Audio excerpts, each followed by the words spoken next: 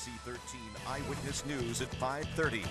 Now, breaking news. Breaking news tonight, caught on camera. A man has died after an officer-involved crash in Northwest Houston. Hello again, everyone. I'm Tom Abrams. Right now, authorities are trying to figure out what led up to that deadly collision. ABC 13 Brooke Taylor got surveillance footage, and she joins us now live with this story. Brooke? Tom, that surveillance footage shows an officer going northbound right here on North Shepherd right before crashing into another car making a right. Now, family members just left and identified that man who died as Charles Payne on the left. He leaves behind a wife, children, and many grandchildren. They tell me he was just coming back from church and headed home when that crash happened and he passed away. Now, we also got surveillance footage of the crash. You could see that car Payne was driving in, making a right turn. That's when an officer going in the opposite direction crashes right into the car. The impact so strong, it pushes Payne's car down the street. You can even see the officer's wheels coming up off the cement. It doesn't look like the officer's lights were on in this video, but police say it's too soon to tell whether he was responding to a call. The officer taken to the hospital with minor injuries, but is expected to be okay. All of this, of course, just happening one day after Christmas. Any loss of life is always a tragedy. Around the holidays, it's definitely not getting easier. As you can imagine, with a family potentially going through once they receive the notification. Sadly, we've had a number of fatalities where officers have been involved recently. And in every one of those, we are going to go side by side with our partners at HPD and the Vehicular Crimes Division, and we're going to come to the truth. We're going to figure out exactly what happened here. And the district attorney's office is going to be doing their own investigation. The officer involved, who's expected to be released from the hospital sometime tonight, is going to be put on administrative leave while they are investigating. Now, family members who told me that they have so many questions right now, as you can imagine. They came here just to talk to witnesses and find more information about what exactly happened. They tell me they spoke with one man who gave Payne CPR, and unfortunately, it was too late. Many of the questions and concerns they have, though, coming up later tonight on ABC 13 at 10. For now, though, we're live in Northwest Houston. I'm Brooke Taylor, ABC 13 Eyewitness News. And we have an update to a deadly hit-and-run crash in Southwest Houston on Christmas Eve. Police initially reported a man and a child were killed in that crash on South Gessner, but now they say it was a man and a woman, Juan and Martha Sapan. The couple's car was hit by a pickup allegedly driven by Alessio Bevinetto. He ran off, was arrested at his apartment later that night. He is charged with manslaughter. The community is gathering right now to honor the life of a bus aide who died in a school bus crash in Hempstead ISD just before winter break. ABC 13's Stefania Coley joining us now live tonight from Waller County. Stefania? Yeah, Tom, good evening. The lasting impact that Abigail Ragston had on this community here in Hempstead, where she grew up her entire life, is ever so apparent here. There's only about half of the crowd left here at the vigil that they had here at the scene of this crash here near Hollick Road in FM 1887. It's about half of the crowd left behind. Many have left, and you can still see there are still dozens here. Right in the middle of the field here, you see where many have made a makeshift memorial for Miss Abigail Ragston, a bus aide, as you mentioned, who was killed in that crash earlier this week. Many roses and balloons tied to a sign that holds her picture. Earlier today, her brother, who is also a minister, spoke here, kind of leading the vigil here. We spoke with her husband right after that. Take a listen. It means everything to me, because our ministry was and is to impact the lives of others through Jesus Christ, and they're showing their support and their love and for us and for her, and we're so thankful to the community and abroad for your support. Yeah, Tom, her husband, goes on to say that he didn't even know her impact was this big. Of course, he knew that she had a very lasting and very big impact on this community, but he was so happy to see how many showed up here this evening. We're told that she will be laid to rest next Saturday here in Hempstead. Reporting live from Hempstead this evening, I'm Stefania Coley, ABC 13 Eyewitness News.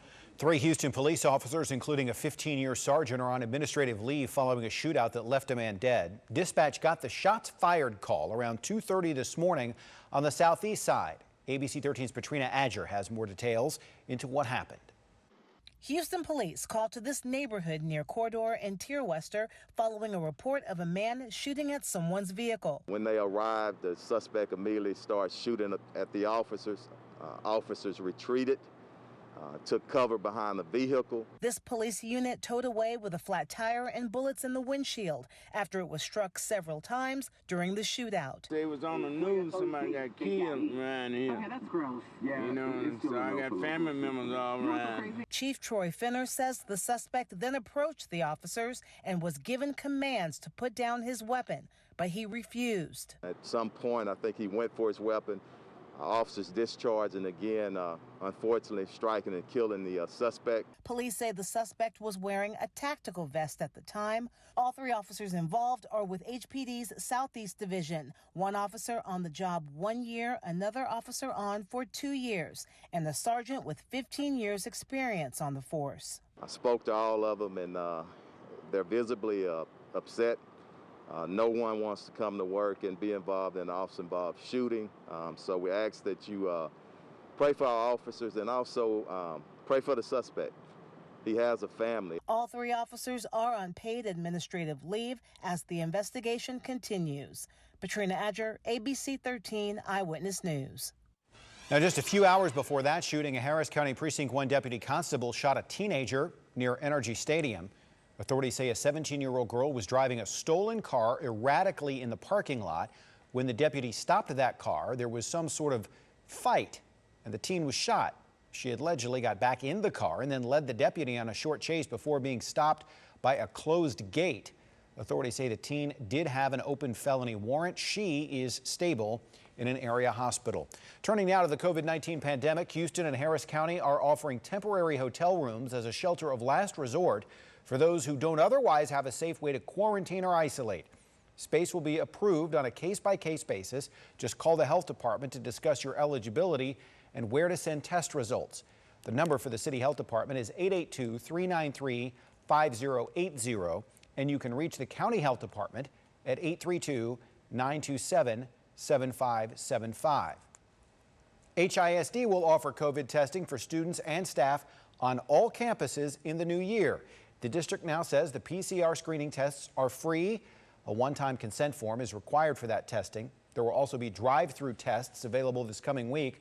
On Thursday, December 20th, testing available from 8 in the morning to 12:30 in the afternoon at Sam Houston Math, Science and Technology Center and Del Mar Stadium. Then again from 1 to 4 in the afternoon at Kashmir and Lamar High Schools. On Sunday, January 2nd, testing is available from 8 in the morning to 12:30 in the afternoon at Chavez, Westbury and Westside High Schools, and from 1 to 4:30 in the afternoon at Bel Air and Worthing High Schools. You can register for those testing sites at HISD's website.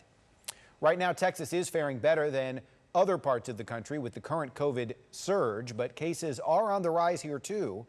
This is a graph of confirmed cases from the Department of State Health Services since the start of the pandemic. You can see we've had 3 major waves in Texas. The summer and winter of 2020 and again this summer. And we might be starting another one this winter. Texas had about 3,400 new cases of COVID on December 14th. Just 9 days later, that number had tripled to 10,600 cases. The highly contagious Omicron variant has been fueling much of that surge nationwide. Dr. Anthony Fauci says although studies show Omicron causes less severe illness than the Delta variant, now is not the time to be complacent. If you have many more people with a less level of severity, that might kind of neutralize the positive effect of having less severity when you have so many more people. Pediatric COVID cases are also on the rise. The American Academy of Pediatrics reports 170,000 children tested positive for COVID last week.